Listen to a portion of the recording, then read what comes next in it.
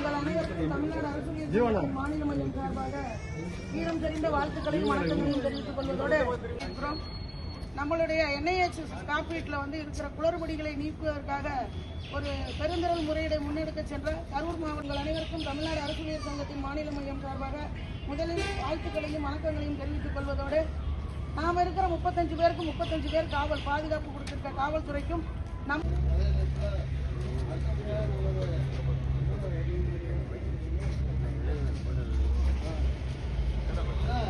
தமிழ்நாடு நெடுஞ்சாலைத்துறை சாலை பணியாளர் சங்கம், தமிழ்நாடு அரசு ஊழியர் சங்கம், தமிழ்நாடு அரசு ஊழியர் சங்கம், சாலை பணியாளர் சங்கத்தின் மனு கொடுக்கும் இயக்கமே தமிழகம் முழுவதும் ஆர்ப்பாட்டம், பெருந்திரள் ஆர்ப்பாட்டம், தமிழகம் முழுவதும் கோட்ட பொறியாளர் அலுவலகம் முன்பு ஆர்ப்பாட்டம் மனு கொடுக்கும் இயக்கம் நடக்குது.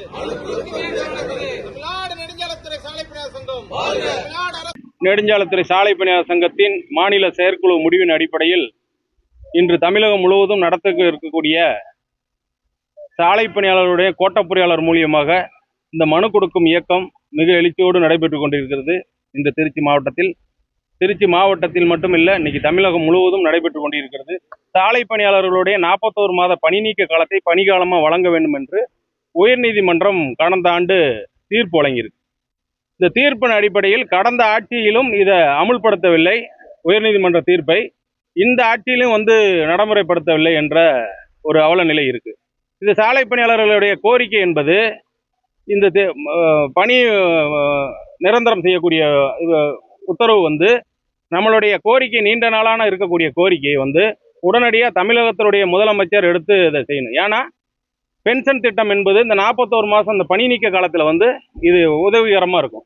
அது மட்டுமல்ல, சாலை பணியாளர்களுடைய வாரிசு வேலை என்பது 21 ஆண்டு காலமாக கருணை அடிப்படையில் வாரிசு வேலை இது நாள் மட்டும் வழங்கப்படவில்லை.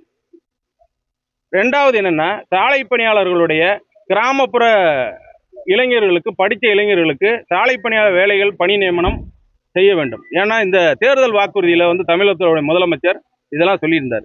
அரசு ஊழியர்களுடைய கோரிக்கை பென்ஷன் திட்டம் என்பது உடனடியாக வழங்குவேன்னு சொல்லி முதலமைச்சர் சொல்லியிருந்தார். இதெல்லாம் நடைமுறைப்படுத்தவில்லை. சாலை பணியாளர் வாழ்வாதார பிரச்சனையாக இருக்கக்கூடிய விஷயம்.